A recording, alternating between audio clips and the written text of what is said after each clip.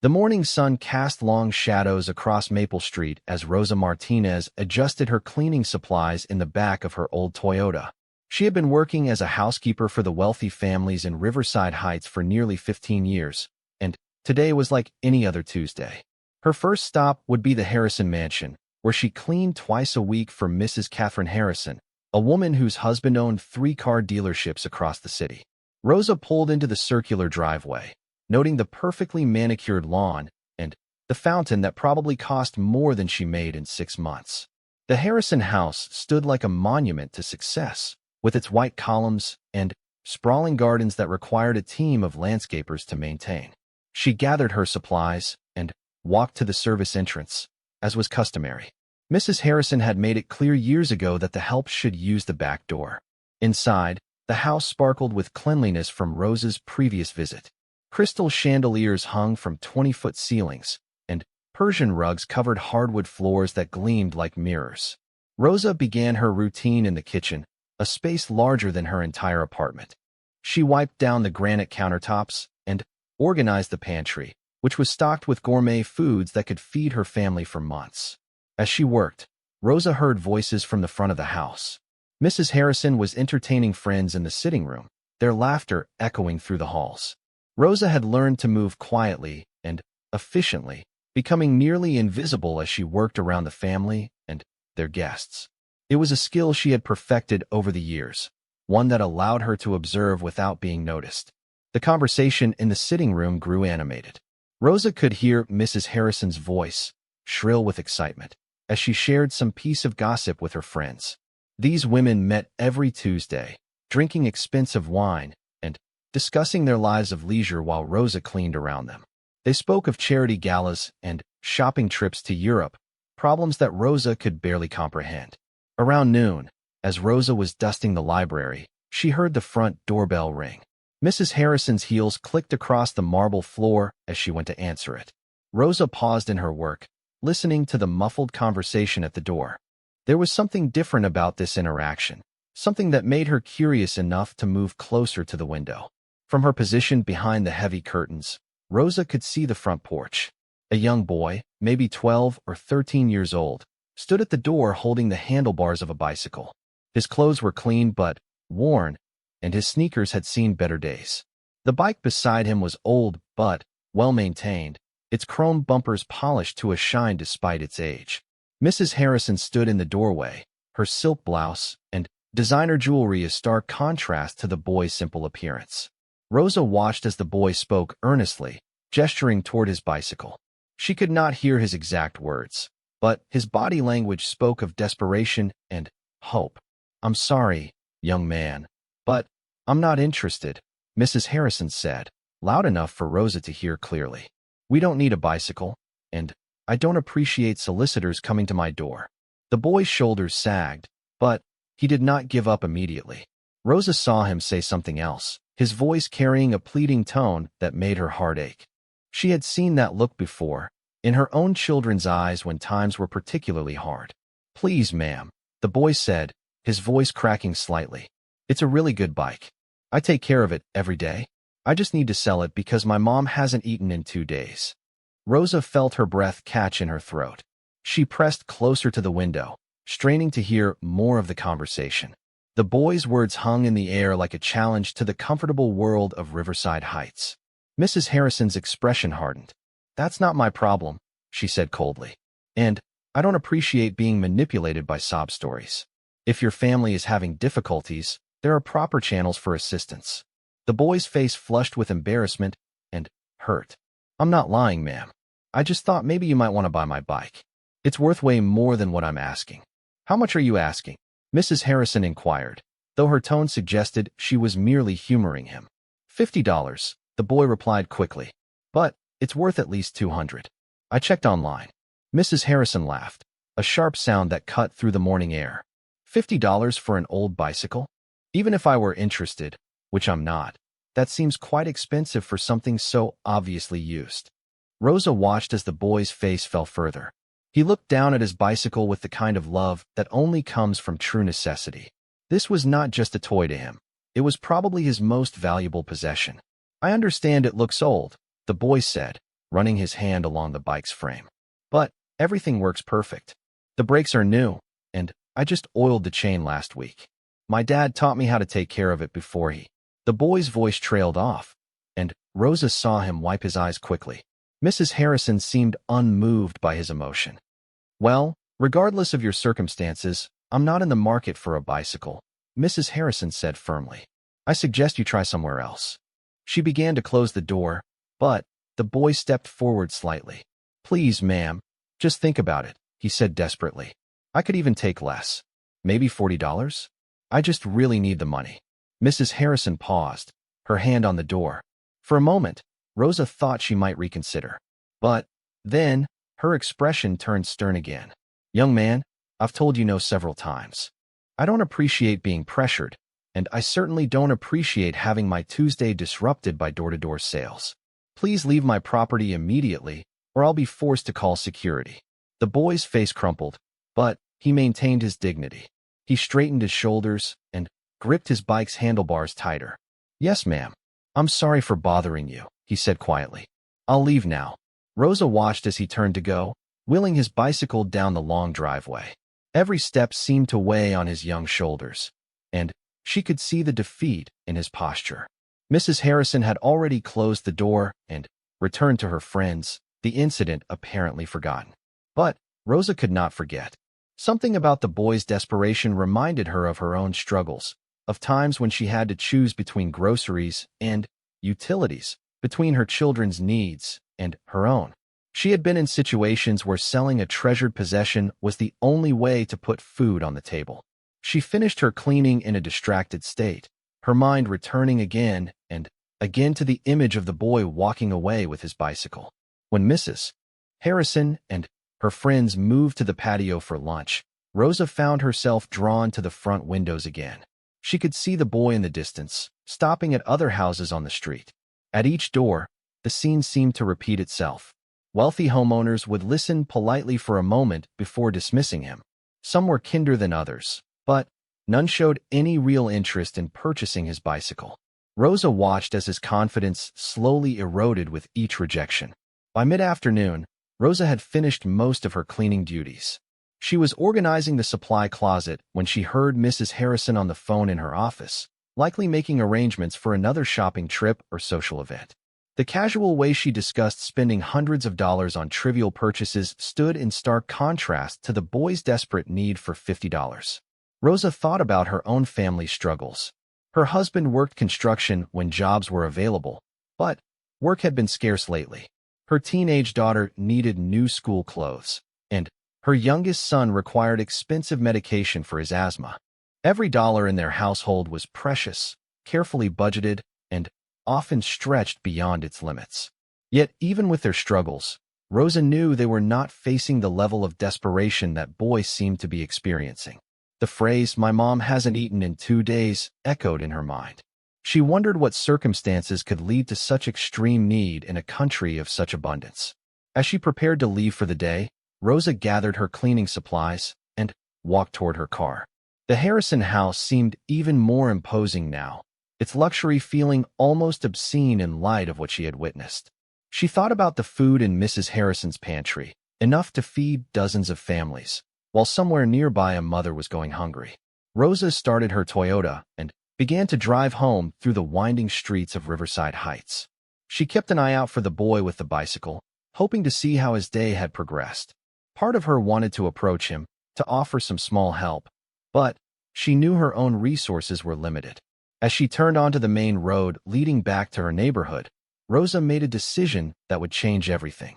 She would not let this incident fade from her memory like so many other small injustices she had witnessed in her years of cleaning wealthy homes. This time, she would act. The boy with the bicycle had awakened something in Rosa, a sense of purpose that had been dormant for too long. She did not yet know what she would do, but she knew she could not simply return to her routine and pretend she had never seen the desperation in his young eyes. That evening, Rosa sat at her kitchen table with her family, sharing a modest dinner of beans and rice. Her children chatted about their day at school, and her husband discussed his search for steady work. It was a familiar scene, one that played out in thousands of working families across the city. But tonight, Rosa's mind was elsewhere. She kept thinking about the contrast between her current surroundings and the opulence of the Harrison mansion. She thought about Mrs. Harrison's casual dismissal of the boy's plight and the comfortable indifference that wealth seemed to breed. After dinner, as Rosa helped her children with their homework, she found Rosa woke before dawn on Wednesday, her mind immediately returning to the boy with the bicycle. She prepared breakfast for her family in the quiet kitchen, moving through her morning routine with unusual efficiency. Her husband noticed her distracted state as he prepared for another day of job hunting. "You seem different today," he observed, adjusting his work shirt. "Something happened yesterday?" Rosa poured coffee into his thermos, considering how to explain what she had witnessed. "I saw something at the Harrison house that I cannot stop thinking about," she said finally. "A young boy trying to sell his bicycle because his family needs money for food." Her husband frowned, understanding the weight of such desperation. "Did anyone help him?" "Mrs. Harrison turned him away without a second thought," Rosa replied, feeling the anger resurface, like he was nothing more than an annoyance. After her family left for the day, Rosa drove back to Riverside Heights instead of heading to her first scheduled appointment. She needed to find the boy and learn more about his situation before she could decide how to help. The wealthy neighborhood looked different in the early morning light, less imposing but still radiating an aura of privilege and security. Rosa parked near the Harrison mansion and began walking through the streets, hoping to spot the distinctive bicycle or catch sight of the boy. Riverside Heights was not a large community, and she reasoned that a child selling his bicycle door-to-door would likely be noticed by residents and staff who worked in the area. At the third house she approached, a gardener trimming hedges looked up from his work. Rosa recognized him from previous encounters in the neighborhood and approached with a friendly smile. "Buenos dias, Miguel," she greeted him. "I am looking for a young boy who was here yesterday, trying to sell his bicycle. Have you seen him?" Miguel nodded immediately. "See, I saw him. Poor kid was going house to house all afternoon. Nobody wanted to buy his bike." He paused in his work, leaning on his shears. "He looked so sad, Rosa. Made me think of my own grandson." "Do you know where he lives?" Rosa asked. "Or where he might be today?" Miguel pointed toward the eastern edge of the neighborhood, where Riverside Heights bordered a more modest residential area. "I think I saw him walking toward Elm Street when he left yesterday. That is where the houses get smaller, you know? Maybe he lives over there." Rosa thanked Miguel and drove in the direction he had indicated. The transition from Riverside Heights to the adjacent neighborhood was stark and immediate. Million-dollar mansions gave way to small single-family homes and apartment complexes that showed their age. The contrast made Rosa think again about the inequality she witnessed daily in her work. On Elm Street, Rosa began asking neighbors if they knew of a family with a son who had been trying to sell his bicycle. The third person she approached, an elderly woman watering plants on her front porch, provided the information she needed. "Oh, you mean Tommy," the woman said sadly. "Tommy Rodriguez. Such a sweet boy. But his family has been going through terrible times since his father passed away last year." She pointed to a small yellow house at the end of the block. "They live there, but I do not think anyone is home right now. The boy walks to school, and his mother works cleaning offices at night." Rosa's heart sank as she absorbed this information. A widowed mother working night shifts, a young boy trying to sell his most valuable possession to help his family survive. The situation was even more heartbreaking than she had imagined. She drove to the yellow house and parked across the street. The small property was well maintained despite obvious financial constraints. The lawn was neatly trimmed, and someone had attempted to brighten the front yard with a few flowering plants. A bicycle sat on the front porch, secured with a chain lock. Rosa assumed this was Tommy's bike, the one he had been trying to sell. Rather than knock on an empty house, Rosa decided to return later in the day. She had work commitments to fulfill, but her mind remained focused on Tommy's situation throughout the morning. At each house she cleaned, Rosa found herself noticing details she had previously overlooked: the excess of luxury items, the casual waste of expensive foods, the thoughtless consumption that characterized her wealthy clients' lives. During lunch, Rosa called her supervisor to request a schedule change that would allow her to finish work earlier than usual. She fabricated a minor family emergency, feeling guilty about the deception, but knowing it was necessary for her mission. By 3 o'clock, Rosa was parked again on Elm Street, waiting for Tommy to return from school. She did not have a clear plan for approaching him, but she knew she needed to understand his situation before she could offer meaningful help. At 3:30, she spotted a familiar figure walking down the street. Tommy Rodriguez looked even younger than she had realized from her distant observation the day before. His backpack was worn but clean, and his clothes, while obviously secondhand, were carefully maintained. He walked with the purposeful stride of a child accustomed to responsibility beyond his years. Rosa watched as Tommy approached his house and fumbled with keys to unlock the front door. She took a deep breath, gathered her courage, and crossed the street. "Excuse me," she called softly as Tommy was about to enter his house. "Are you the young man who was trying to sell his bicycle yesterday in Riverside Heights?" Tommy turned, wariness immediately evident in his expression. He was clearly surprised to see an adult approaching him about his previous day's activities. "Yes, ma'am," he replied cautiously. "But I'm not selling it anymore today. I have to do homework." Rosa smiled gently, hoping to put him at ease. "My name is Rosa Martinez. I work as a housekeeper in Riverside Heights, and I saw you talking to Mrs. Harrison yesterday about your bicycle." Tommy's face flushed with embarrassment. "Oh, she said no. Everyone said no." "I know," Rosa said softly. "I watched from the window, and I could not stop thinking about what you said. About your mother not eating." Tommy's eyes immediately filled with tears, though he tried to blink them away. "I should not have said that," he mumbled. "Mom told me not to tell people our business." Rosa felt her heart breaking for this proud, desperate child. "Sometimes we have to tell people our business when we need help," she said gently. "There is no shame in that." Tommy looked up at her with a mixture of hope and skepticism. "Are you going to buy my bike?" Rosa hesitated. She wanted to help, but she needed to understand the full situation first. "Can you tell me more about what is happening with your family? I might be able to help, but I need to know what kind of help you really need." Tommy glanced toward his house, clearly torn between his desire for help and his loyalty to his mother's instructions about privacy. After a long moment, he made a decision. "My mom works cleaning offices at night," he said quietly. "But they cut her hours last month, and now she only works 3 nights a week. We have been eating mostly bread and peanut butter for 2 weeks. Yesterday Mom said she was not hungry, so I could have her sandwich, but I know she was lying." Rosa felt tears stinging her own eyes as she listened to Tommy's matter-of-fact recitation of his family's struggles. His calm acceptance of their dire circumstances spoke to a maturity no child should have to develop. "What about other family?" Rosa asked. "Grandparents, aunts, uncles?"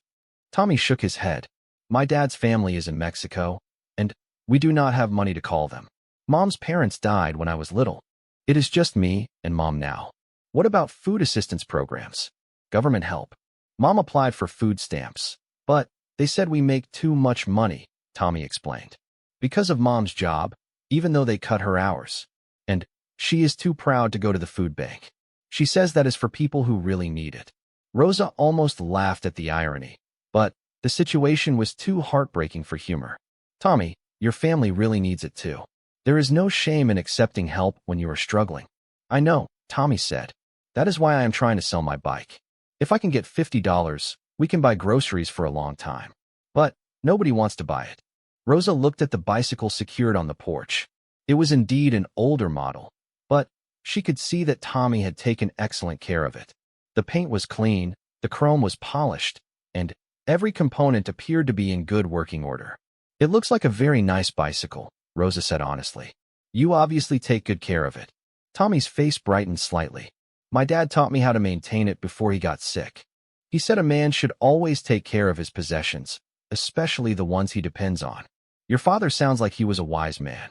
"He was," Tommy agreed, his voice carrying a weight of loss that no 13-year-old should bear. "He would know what to do now. He always knew how to fix things." Rosa made a decision that surprised even herself. "Tommy, I want to help your family, but I think there might be better ways to help than just buying your bicycle." Tommy's expression became guarded again. "What do you mean?" "I mean that $50 will help you buy groceries, but it will not solve the bigger problem of your mother not having enough work. Maybe we can think of a longer-term solution." "Like what?" Tommy asked, genuine curiosity replacing his wariness. Rosa thought quickly. Her years of working in wealthy homes had given her connections and insights that might be valuable. I know a lot of people who need housekeeping services. Maybe I can help your mother find additional work. Tommy's eyes widened. Really? You would do that? I would try, Rosa promised. But first, I think we should talk to your mother. When does she usually wake up? Around 5 o'clock, Tommy replied. She likes to have dinner ready when I get home from school, and then she naps before going to work. Rosa checked her watch. It was nearly 4 o'clock. Would it be okay if I came back around 5:30 to talk with both of you? Tommy nodded eagerly, then hesitated. But what if she gets mad at me for talking to a stranger about our problems? Then I will explain that I approached you because I was worried, Rosa said, and that I want to help because I am a mother too, and I know how hard it can be sometimes. Tommy considered this for a moment, then nodded again. Okay, but I should probably tell her you are coming so she does not think you are a social worker or something. Rosa smiled at his practical thinking. That is a good idea. I will see you both at 5:30. As Rosa drove away from Elm Street, her mind was already working on a plan. She had several clients who frequently complained about the difficulty of finding reliable housekeeping help. Mrs. Patterson was always looking for someone to clean her vacation home. Mrs. Chun had mentioned needing help with spring cleaning. Even Mrs. Harrison, despite her coldness toward Tommy, occasionally hired additional staff for special events. The irony was not lost on Rosa. The same community that had rejected Tommy's desperate attempt to sell his bicycle might be the source of employment opportunities for his mother. It would require careful navigation and persuasive presentation, but Rosa believed it was possible. She spent the hour before her return to Elm Street driving through Riverside. Maria Rodriguez hesitated at the doorway, clearly torn between her need for help and her ingrained wariness of strangers bearing gifts. The grocery bag in Rosa's hands represented more food than Tommy's family had seen in days. But accepting charity from an unknown woman felt like crossing a line that Maria had worked hard to avoid. Please, Rosa said softly, recognizing the internal struggle playing out across Maria's face. I brought these groceries not as charity, but as an investment in getting to know your family. Sometimes help comes from unexpected places. Tommy appeared behind his mother, his young face hopeful but nervous. Mom, she saw me trying to sell my bike yesterday. She works in Riverside Heights and knows lots of people who might need housekeeping. Maria's expression softened slightly as she looked at her son. She could see the hope in his eyes, and she knew how desperately they both needed something positive to happen. After a long moment, she stepped aside and gestured for Rosa to enter. The interior of the Rodriguez home was immaculately clean despite their obvious financial struggles. The furniture was old but well-maintained, and every surface sparkled with the kind of attention that comes from taking pride in one's surroundings regardless of their monetary value. Family photographs lined the mantelpiece, showing happier times when Tommy's father was still alive. Your home is beautiful, Rosa said sincerely as she placed the grocery bag on the kitchen counter. You can tell that this is a place where love lives. Maria's defensive posture relaxed slightly at the genuine compliment. Thank you. My husband always said that being poor was no excuse for living poorly. We may not have much, but we can keep it clean and organized. Your husband was a wise man, Rosa observed, noting the past tense and the lingering sadness in Maria's voice. Tommy told me he passed away last year. Maria nodded, her hand unconsciously moving to touch a small pendant at her throat. Cancer. The medical bills took everything we had saved, and my work hours have been cut since then. The company I work for lost several office contracts, so they do not need as many cleaning crews. Rosa listened as Maria explained their situation in greater detail. The story was all too familiar. A working family struck by medical catastrophe, struggling to maintain dignity while facing impossible financial pressures. Maria worked 3 nights a week cleaning office buildings, earning barely enough to cover rent and utilities. Food had become a luxury they could afford only sporadically. Tommy should not have been bothering people in Riverside Heights, Maria said, glancing at her son with a mixture of love and embarrassment. I told him we would figure something out. He was not bothering anyone, Rosa replied firmly. He was trying to help his family in the only way he could think of. That shows character, not shame. Tommy looked up from where he was quietly unpacking the groceries. Mrs. Martinez said she might be able to help you find more work, Mom. She knows lots of people who need housekeeping. Maria turned to Rosa with cautious interest. Is that true? You really think you could help me find additional employment? Rosa nodded, pulling out her phone and scrolling through her contact list. I have been working in Riverside Heights for 15 years. Many of my clients are always complaining about not being able to find reliable, trustworthy housekeepers. The problem is not lack of work, it is lack of people they trust to do the work well. She showed Maria her phone screen, which displayed a lengthy list of contacts. Mrs. Patterson has a vacation home that needs weekly cleaning. Mrs. Chin wants someone for deep cleaning projects. Mr. and Mrs. Williams need help preparing for frequent dinner parties. The work is available if you want it. Maria's eyes widened as she considered the possibilities. But I do not have transportation to get to Riverside Heights regularly. My car broke down 3 months ago, and I cannot afford to fix it. That is a problem we can solve, Rosa said confidently. I drive to that area every day. We could coordinate schedules so I can give you rides when our work overlaps. And for other times, maybe we can work out carpooling with other housekeepers in the area. Tommy had been listening intently while organizing the groceries in their small pantry. Mom, this could be really good for us, he said quietly. You could work more days, and I would not have to sell my bike. Maria looked at her son, seeing the hope in his eyes that she had been afraid to nurture in herself. The possibility of steady income, of not having to choose between food and electricity, seemed almost too good to believe. What would I need to do? Maria asked Rosa. To get these jobs?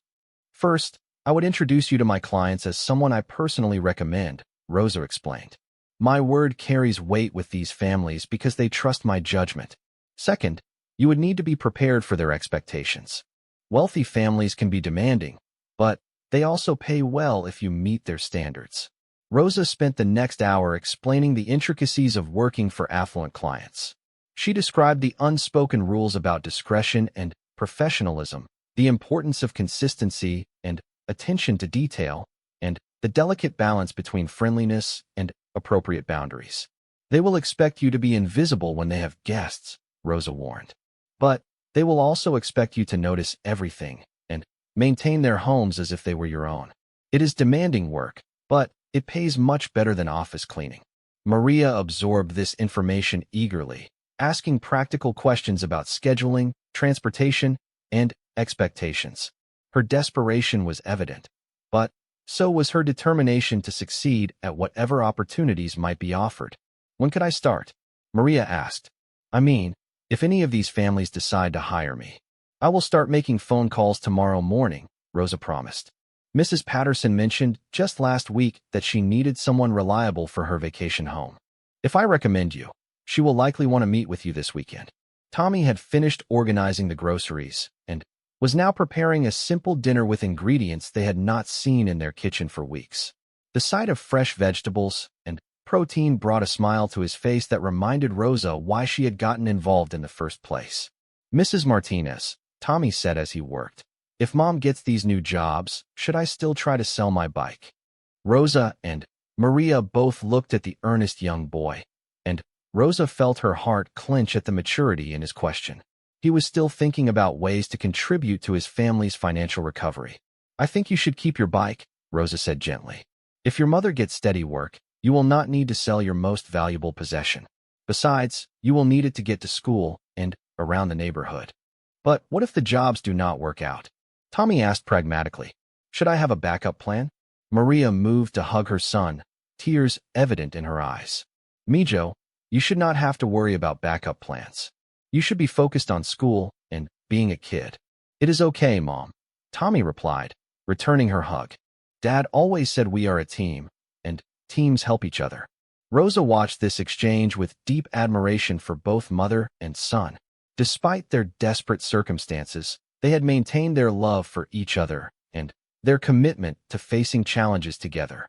It reminded her of her own family's values and strengthened her resolve to help them succeed. I have an idea, Rosa said suddenly. While we are working on getting your mother additional employment, maybe Tommy could earn some money in ways that do not require selling his bicycle. Both Tommy and Maria looked at her with interest. Yard work, Rosa explained. Many of my clients need help with basic gardening tasks, especially the elderly ones who can no longer do heavy lifting.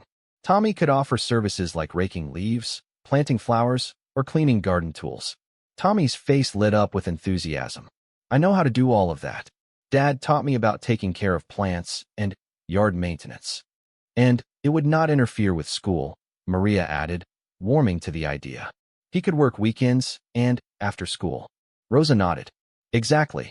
And the best part is that once these families get to know Tommy and see his work ethic, they might recommend him to their friends.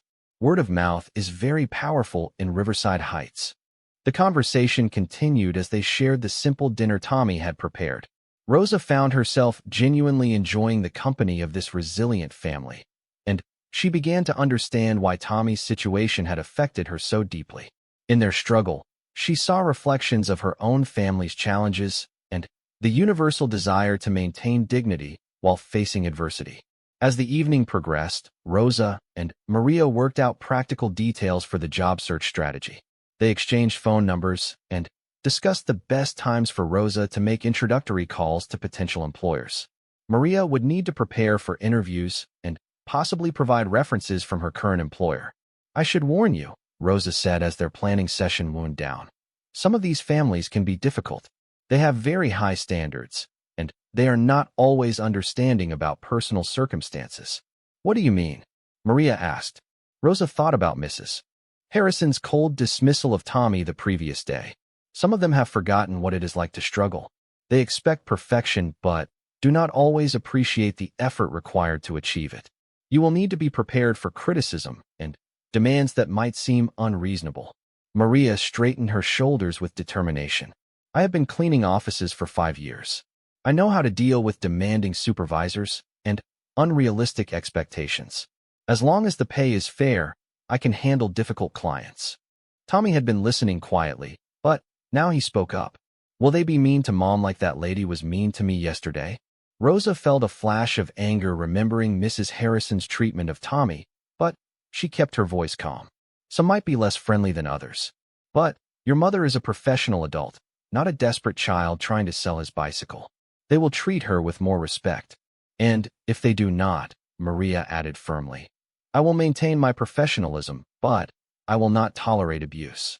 We may be struggling, but we are not without dignity. Rosa smiled at Maria's spirited response. This was exactly the attitude that would serve her well in dealing with entitled clients. The wealthy families of Riverside Heights responded to confidence and competence, even from their employees. As Rosa prepared to leave, she felt a sense of optimism that had been absent from her life for months. Helping this family felt like the most important work she had done in years, more meaningful than any amount of cleaning or organizing in luxury homes. I will call you tomorrow evening after I have spoken with potential employers, Rosa promised as she gathered her purse. Try not to worry too much tonight. I have a good feeling about this. Tommy walked her to the door, his young face serious with gratitude. Mrs. Martinez, thank you for believing me yesterday when that lady did not. And thank you for helping Mom find work. Rosa knelt down to Tommy's eye level, placing a gentle hand on his shoulder. Tommy, Rosa arrived at the Harrison mansion early Thursday morning with a renewed sense of purpose. Today, she would begin the delicate process of advocating for Maria Rodriguez while maintaining her professional relationships with demanding clients. The irony of starting with Mrs. Harrison, who had so coldly dismissed Tommy 2 days earlier, was not lost on her. Mrs. Harrison was in the kitchen when Rosa entered through the service door, already dressed for another day of leisure activities. She barely acknowledged Rosa's arrival, absorbed as she was in planning a charity luncheon that would cost more than most families spent on food in a year. Rosa, I need you to pay special attention to the guest bathroom today, Mrs. Harrison instructed without looking up from her phone. We're hosting the garden club committee tomorrow, and everything must be absolutely perfect. Of course, Mrs. Harrison, Rosa replied, already formulating her approach. Actually, I wanted to mention that I may know someone who could help with additional cleaning for special events like your luncheon. Mrs. Harrison glanced up with mild interest. Oh, is this someone you have worked with before? Not directly, but I know her work reputation very well, Rosa said carefully. She is extremely thorough, very reliable, and completely trustworthy. Many families prefer to hire additional help through personal recommendations rather than agencies. What kind of experience does she have? Mrs. Harrison asked, returning her attention to her phone. Rosa had prepared for this question. 5 years of professional cleaning experience, specializing in detail work and maintaining high standards. She is particularly good with delicate fabrics and expensive surfaces. This caught Mrs. Harrison's attention more fully. I suppose I could meet with her, assuming her references check out. The agency I usually call has been sending unreliable people lately. I could arrange an introduction, Rosa offered. Perhaps she could assist with your garden club event as a trial run. Mrs. Harrison considered this proposition while Rosa continued her cleaning routine. The wealthy woman was clearly intrigued by the possibility of finding reliable help, especially with personal recommendation backing the candidate. Very well, Mrs. Harrison said finally. Have her call me this afternoon. If she seems suitable, she can work tomorrow's luncheon. But, Rosa, I want to be clear that you're vouching for her personally. Any problems will reflect on your judgment as well. Rosa felt a flutter of nervousness at this statement, but she maintained her composure. I understand completely, Mrs. Harrison. I would not recommend someone I was not confident about. After leaving the Harrison mansion, Rosa drove directly to her second appointment of the day, the Patterson vacation home. Mrs. Patterson was an elderly widow who spent summers at her lakeside cottage and winters in the main Riverside Heights residence. She had been complaining for months about the difficulty of maintaining the vacation property. Rosa found Mrs. Patterson in the cottage garden, attempting to plant flowers despite her arthritis-limited mobility. The older woman looked up with relief when Rosa approached. Oh, Rosa, perfect timing, Mrs. Patterson said, struggling to her feet. I've been trying to get these impatiens planted for an hour, but my hands aren't cooperating today. Let me help you with that, Rosa offered, kneeling to take over the planting. Mrs. Patterson, I've been thinking about what you said last month regarding needing help with the cottage maintenance. Yes, it's becoming more than I can handle on my own, Mrs. Patterson admitted. But finding someone trustworthy who will actually show up consistently has been impossible. Rosa carefully positioned the flowers while choosing her words. I may have found someone perfect for what you need. She is a single mother with excellent references, very detail-oriented, and looking for steady weekend work. The cottage would be ideal for her schedule. Mrs. Patterson's face brightened with interest. Really? Tell me more about her. Rosa provided a carefully crafted description of Maria's qualifications, emphasizing her reliability and attention to detail while avoiding any mention of her desperate circumstances. Wealthy clients wanted competent help, not charity cases. She sounds exactly like what I need, Mrs. Patterson said thoughtfully. When could I meet her? This weekend, if you like, Rosa suggested. She could come by Saturday morning to see the cottage and discuss the scope of work. Perfect. Have her call me Friday evening to arrange the details. Rosa left the Patterson cottage feeling optimistic about Maria's prospects. Mrs. Patterson was generally kind to her employees and paid fairly for good work. It would be an ideal starting position for Maria's entry into Riverside Heights employment. Her third stop of the day was the Chun residence, where she found Mrs. Chun frustrated by her inability to prepare adequately for her daughter's wedding reception. The event was scheduled for the following month, but the extensive preparation required was overwhelming Mrs. Chin's usual housekeeping resources.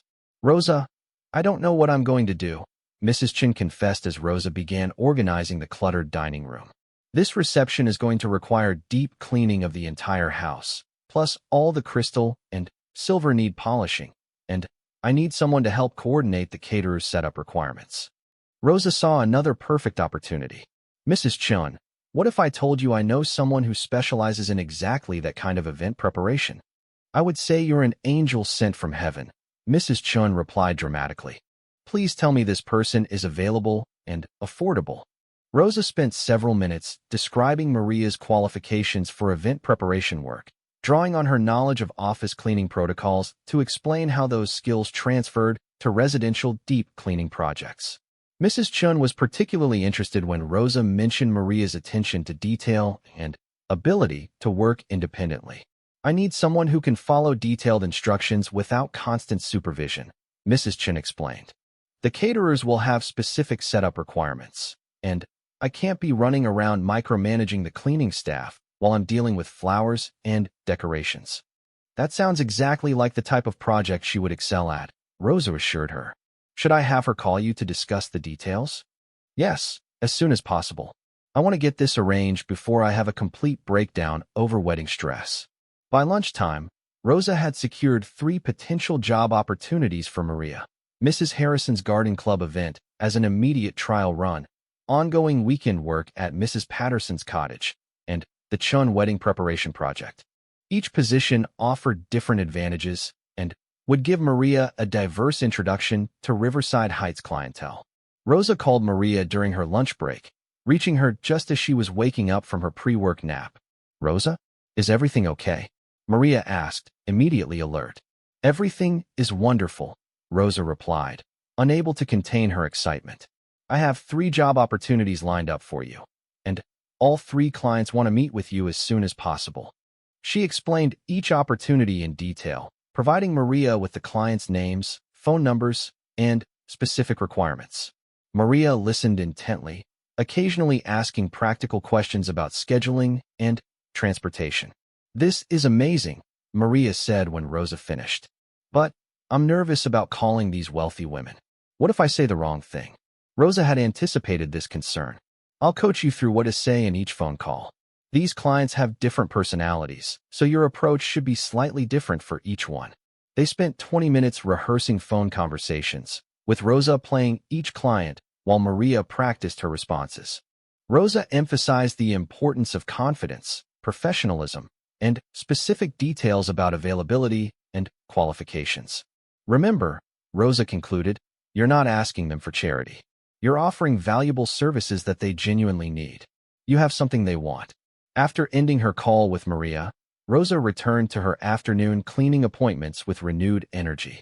At each house, she found herself noticing details about the clients' lifestyles and needs that might translate into additional opportunities for Maria or Tommy. At the Williams residence, she overheard Mr. Williams complaining about the condition of his garden after recent storms. The yard needed extensive cleanup work that would be perfect for Tommy's weekend employment. Rosa made a mental note to discuss this with him later. Mrs. Foster, another regular client, mentioned during conversation that she was looking for someone to help organize her extensive china collection. The delicate work required trustworthy hands and attention to detail, exactly the kind of project that would showcase Maria's skills. By evening, Rosa had identified 6 additional potential opportunities for the Rodriguez family. The wealthy community that had seemed so cold and exclusive just days earlier now appeared to be full of possibilities for those with the right introduction and skills. Rosa arrived home that evening to find her own family gathered around the dinner table, sharing the events of their day. Her husband had found a promising lead on construction work, and her daughter had received praise from her teacher for a creative writing project. The positive energy in her household reflected Rosa's own optimism about the changes she was orchestrating. You seem really happy tonight, Mom, her daughter observed. Did something good happen at work? Rosa considered how to explain her involvement with the Rodriguez family. I met a family that needed help, and I think I found a way to help them. Sometimes the most important thing we can do is connect people who need each other. Her husband smiled knowingly. You always were good at seeing possibilities where other people saw problems. That evening, Rosa received phone calls from all 3 potential employers, each confirming that they had been contacted by Maria Rodriguez and expressing satisfaction with their conversations. Mrs. Harrison had scheduled Maria for the Friday garden club event. Mrs. Patterson wanted to meet Maria Saturday morning at the cottage. Mrs. Chun had arranged a Sunday consultation about the wedding preparation project. She sounded very professional and competent, Mrs. Harrison reported. I'm willing to give her a trial run, but I expect the same standards I get from you. Rosa felt a mixture of pride and nervous anticipation as she contemplated the weekend ahead. Maria would have 3 opportunities to establish herself in Riverside Heights, but each event would also be a test of Rosa's judgment and reputation. The success or failure of these initial jobs would determine whether Maria could build a sustainable income in the wealthy community. Late that evening, Rosa called Maria to discuss final preparations for the upcoming work opportunities. I'm scared, Maria admitted honestly. What if I mess up and embarrass you after everything you've done for us? You won't mess up, Rosa said confidently. You're a skilled professional with years of experience. The only difference is the setting, not the work itself. But these people have so much money, Maria continued. What if they treat me badly because they know I'm desperate? Rosa thought about Mrs. Harrison's treatment of Tommy and realized that Maria's concern was valid. Wealthy clients could indeed be condescending or cruel to service providers, especially if they sensed vulnerability.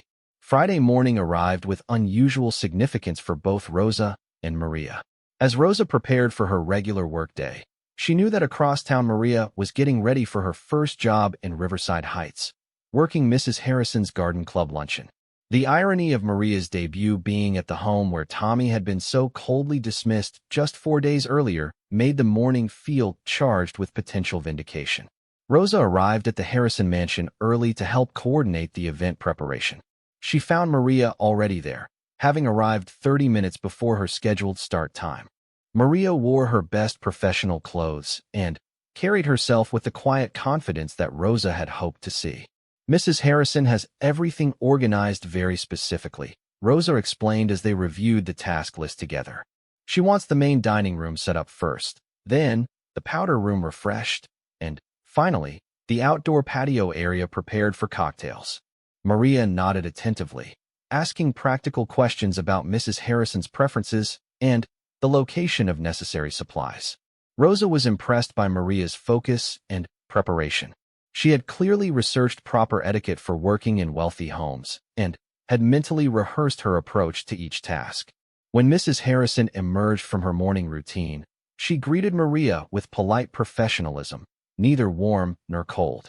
Rosa watched carefully as Mrs. Harrison explained her expectations, noting that Maria maintained appropriate eye contact and asked intelligent clarifying questions. The garden club ladies are very particular about presentation, Mrs. Harrison instructed. Everything must be spotless, but the setup should look effortless and elegant. I understand completely, Maria replied calmly. Would you prefer the crystal glasses hand-polished, or is the dishwasher adequate for today's event? Mrs. Harrison's eyebrows rose slightly at this question, clearly pleased that Maria understood the distinction mattered. Hand-polished, definitely. These ladies notice every detail. Rosa felt a surge of pride as she watched Maria seamlessly integrate into the household routine. Her years of professional cleaning experience translated perfectly to the residential environment, and her natural dignity allowed her to interact with Mrs. Harrison as an equal professional rather than a desperate job seeker. The morning proceeded smoothly, with Maria demonstrating exactly the competence and attention to detail that Rosa had promised.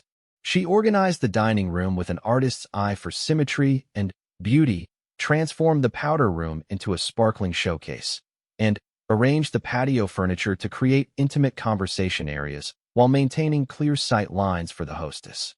When the garden club ladies began arriving at noon, Rosa and Maria retreated to supportive roles, ensuring everything continued to function flawlessly while remaining nearly invisible. Rosa watched from the kitchen as Maria quietly refilled water glasses, removed used plates, and anticipated needs before they were expressed. Mrs. Harrison's event was a complete success, with several guests commenting on the beautiful presentation and seamless service. When the last guest departed, Mrs. Harrison found Maria in the kitchen, completing the cleanup process. That was excellent work, Mrs. Harrison said, and Rosa detected genuine approval in her voice. You exceeded my expectations in several areas. Thank you, Mrs. Harrison, Maria replied. I enjoyed working on such an elegant event. I assume you're available for future occasions? I host several gatherings throughout the year that would benefit from your level of service. Rosa felt triumph surge through her chest as she heard Maria respond confidently that yes, she was interested in future opportunities. The woman who had so heartlessly dismissed Tommy's desperate plea was now actively recruiting his mother for regular employment. After Mrs. Harrison left to run errands, Rosa and Maria completed the final cleaning tasks together. Maria was glowing with success and relief, but Rosa could see the emotional weight of the past few days catching up with her. I kept thinking about Tommy while I was polishing those crystal glasses, Maria confided as they loaded Rosa's car. This is the same house where that woman made my son feel like he was worthless, and now she's praising my work and offering me regular employment. Life has interesting ways of balancing things out, Rosa observed. Tommy's courage in approaching these houses led directly to this opportunity. I want to tell him that his bike sale attempt wasn't a failure, Maria said. It was actually the beginning of something much better. Rosa drove Maria to the Patterson cottage for her weekend consultation, feeling optimistic about the direction events were taking. Mrs. Patterson proved to be everything Rosa had hoped: kind, reasonable, and genuinely appreciative of quality work. She and Maria connected immediately over their shared experience of managing households on limited resources. My late husband always said that someone who takes pride in their own home will take pride in caring for others' homes, Mrs. Patterson explained as she showed Maria around the cottage. I can see that quality in you. The cottage work would involve weekly cleaning during the summer season and monthly maintenance during the winter months. Mrs. Patterson offered fair wages and was flexible about scheduling, making it an ideal foundation for Maria's Riverside Heights employment. I'd like to start next weekend, Maria said confidently, and I appreciate your willingness to work around my other job commitments. Rosa told me you have other employment opportunities developing, Mrs. Patterson replied. I'm happy to accommodate your schedule as long as the cottage gets the attention it deserves. After the Patterson meeting, Rosa drove Maria to their final appointment of the day, the Chun residence for wedding planning consultation. Mrs. Chun proved to be an entirely different personality, energetic and detail-oriented to an almost overwhelming degree. She had prepared extensive lists and diagrams for the wedding reception preparation. This event is crucial for my family's reputation, Mrs. Chun explained, spreading blueprints and schedules across her dining room table. My daughter is marrying into a prominent family, and everything must be absolutely perfect. Maria studied the complex logistics with the same focus she had applied to her morning work. Rosa was impressed by her ability to adapt her communication style to each client's personality while maintaining her professional competence. I have experience coordinating with catering staff and managing multiple cleaning priorities simultaneously, Maria assured Mrs. Chun. Would it be helpful if I created a timeline showing how the preparation tasks integrate with your other vendors' schedules? Mrs. Chen's face lit up with delight. That would be exactly what I need. You understand the complexity of this project. By the end of the consultation, Mrs. Chun had hired Maria for 3 weeks of intensive preparation work leading up to the wedding, plus the event day itself.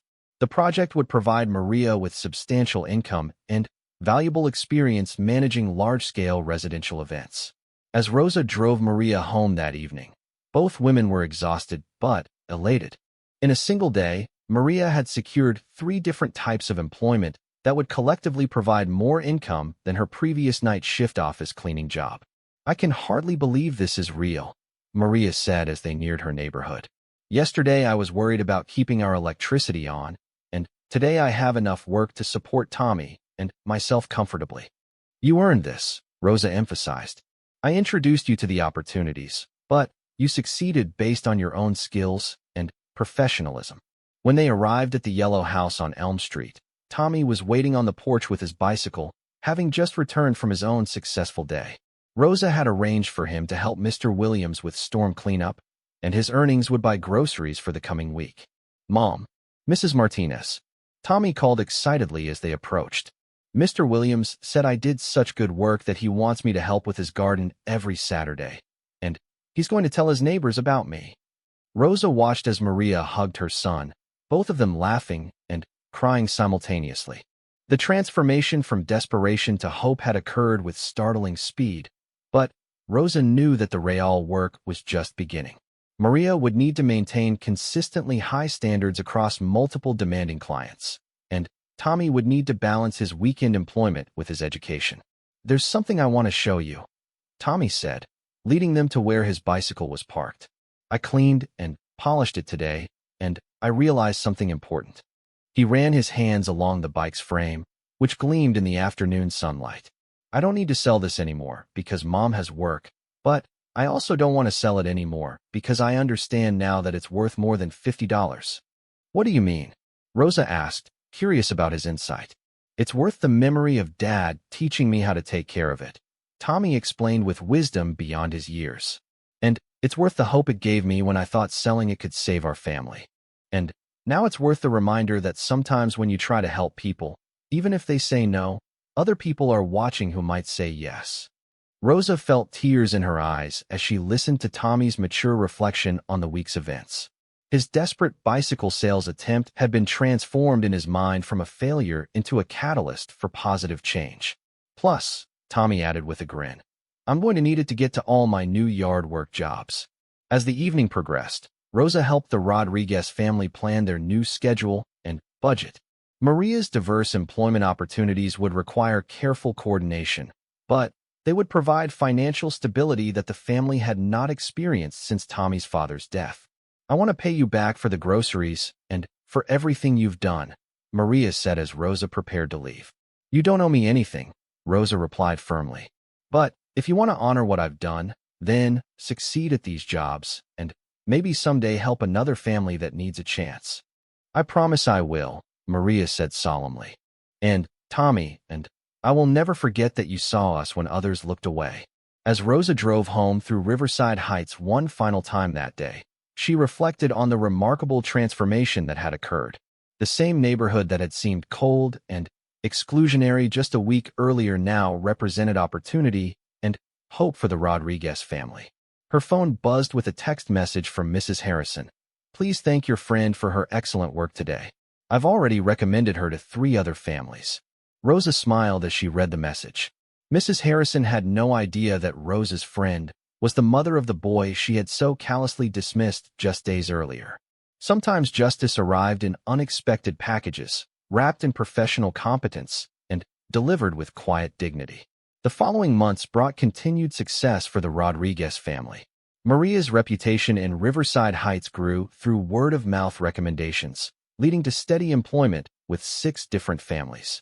Tommy's yard work business expanded throughout the neighborhood, and his academic performance improved as family stress decreased.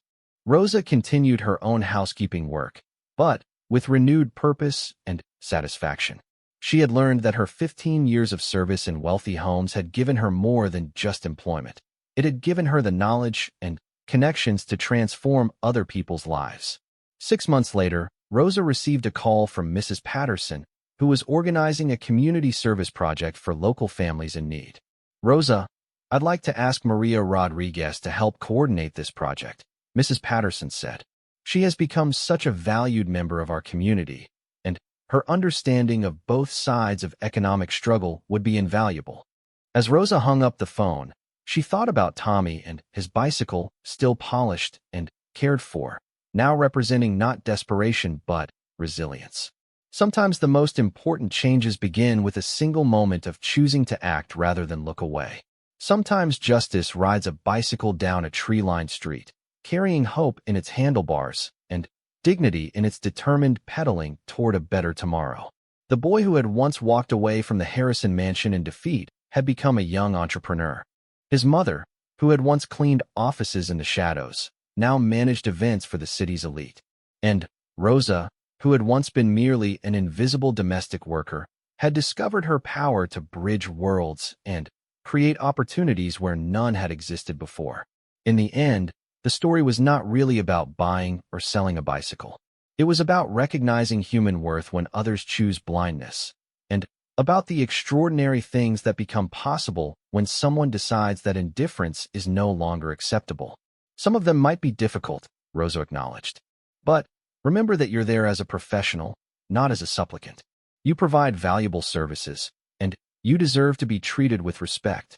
If anyone treats you poorly, complete the job professionally, but don't feel obligated to work for them again. This conversation reminded Rosa that her advocacy for the Rodriguez family involved risks beyond her own professional reputation. Maria would be entering environments where she might face the same casual cruelty that Tommy had experienced, and Rosa needed to prepare her for that possibility while maintaining her confidence. Maria, I want you to remember something important, Rosa said. These people may have more money than us, but that doesn't make them better people. They need what you can provide, which gives you more power than you realize. Use that power wisely, but don't be afraid to use it. As Rosa ended the call and prepared for bed, she reflected on the transformative events of the past few days. Her routine act of witnessing injustice had evolved into a comprehensive effort to change a family's circumstances. Tomorrow would begin the real test of whether good intentions could translate into lasting positive change.